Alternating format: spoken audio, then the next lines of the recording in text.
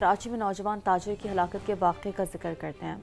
मीर रज़ा की लाश उठाने वाले रेस्क्यू एहलकारों के अहम इंकशाफात सामने आ गए और आप देखिए कि डे वन से समाज हवाले से वालिद का भी जो पॉइंट ऑफ व्यू है, चचा का पॉइंट ऑफ व्यू है, जो मजमूई तौर पर एक कह रहे हैं ना कि तहकीकाती टीम क्या कह रही है, पोस्टमार्टम रिपोर्ट, सब कुछ आपके सामने रखा हमने।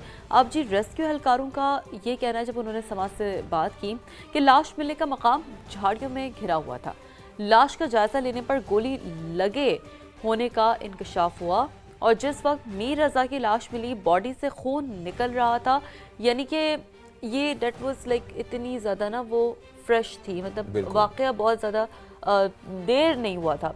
अब लाश उठाते वक्त तक क्राइम सीन यूनिट जय वक़्वा पर मौजूद नहीं था, क्योंकि अगर क्राइम सीन होता ये है उमूमी तौर पर जब इस तरह के वाक़यात होते हैं कि फ़ौरन से उसे कॉर्डन ऑफ करने के बाद ना वहाँ से फिर मज़ीद शवाहिद इकट्ठे किए जाते हैं, क्योंकि ज़ाहिर that's how recent it is.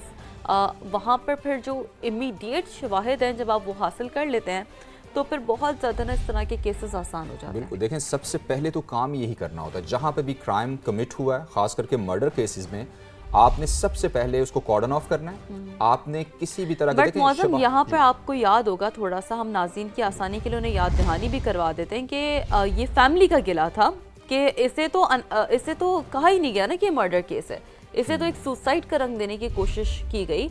और जिसके बाद ये हुआ कि आपके पास ना फिर जब हक़ाइक़ सामने आए, जब पोस्टमार्टम की रिपोर्ट सामने आई, तो फिर जी पता चला कि आपके पास यहाँ पर मज़ीद जो हक़ाइक़ है वो किस तरफ जा रहे हैं। अब जी रेस्क्यू एहलकारों ने क्या कुछ कहा, क्या कुछ बताया, जानने के लिए चलते हैं समा के नुमाइंदे मोनिस अहमद की तरफ।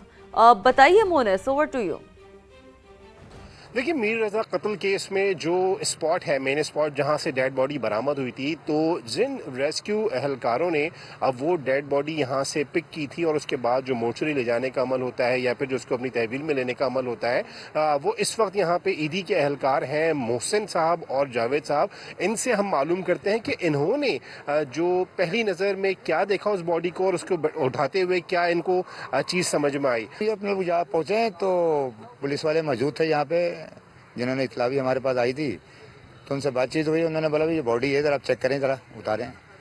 तो हम चढ़े थे, क्योंकि जब यहाँ चढ़े थे यहाँ टोटल नर्सरी बनी हुई थी, इतने गमले ही गमले थे कि यहाँ से तो पता ही नहीं चल रहा कि बॉडी रखी हुई वहाँ पे। ऊपर जाके हमने बॉडी को सीधा किया है, सीधा करके जब उसका चेहरा सीधे गया और उसको पकड़ने की कोई जगह भी नहीं थी, शर्ट से वगैरह हमने पकड़ के ग्रिप में उसको सीधा किया, तो उसी दौरान इसको ब्लड लगी हुई नज़र आई कि इसको भी यहाँ भी ब्लड लगी हुई है। उसी वक्त हमने पुलिस वालों को भी बोल दिया भाई इसको तो ब्लड लगी हुई है, ये कोई हिरवंची वगैरह नहीं लग रहा है। थाने से वो आए थे, अपना एडमोरर साहब भी आए थे, बाकी जिम्मेदार भी आए। उन्होंने बोला भी ठीक है बॉडी शिफ्ट करें, बाकी हमारी टीम पहुंच रही है फिंगरप्रिंट लेने के लिए। बाकी टीम भी पहुंची, उन्होंने फिंगरप्रिंट लेने की कोशिश करी लेकिन फिंगरप्रिंट नहीं आ सके। वो इसलिए नहीं आ सके क्योंकि उंगलियाँ उस बेचारी की ऐसी थी, जली हुई उंगलियाँ थी, जो ज़्यादा हम साफ़ करें तो उससे भी नहीं उसका वो हिसाब बन रहा था। अच्छा, मुझे ये बताइएगा, आप भी जो है जावेद साहब, आप भी यहाँ पर आए थे, मुझे ये बताइएगा बॉडी मजमूई तौर पे किस हालत में देखी आपने? कंडीशन थी कि चेहरा वगैरह थोड़ा ख़राब हुआ था और स्याह हुआ था, उसके हाथ वगैरह भी सारे काले हुए थे।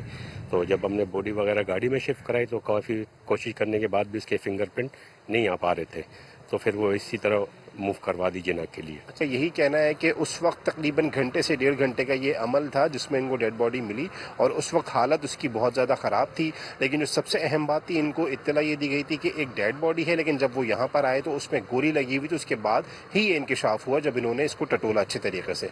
जी, रेस्क्यू एहलकारों की जानिब से क्या कहा गया वो आपने सुना, और जो ये मुख्तलिफ हर रोज़ एक नई जो इंकशाफ सामने आता है और समा मुसलसल पूरी ज़िम्मेदारी के साथ आप तक पहुंचा रहा है, और जो इंसाफ जो मांगा जा रहा है वो मुसलसल ये दुहाइयाँ दी जा रही हैं मीर रज़ा के वालिदैन की जानिब से, और मीर रज़ा के दोस्त हैं कराची वाले जो बासी हैं वहाँ पर भी एहतजाज कर रहे हैं। कराची वाले एक बार फिर नौजवान ताजिर को इंसाफ दिलाने सड़कों पर आ गए हैं। अहले खाना और दोस्तों ने मीर रज़ा की कब्र पर फातह खानी की और तारिक रोड से रैली निकाली। शार फैसल पर उन्होंने धरना भी दिया।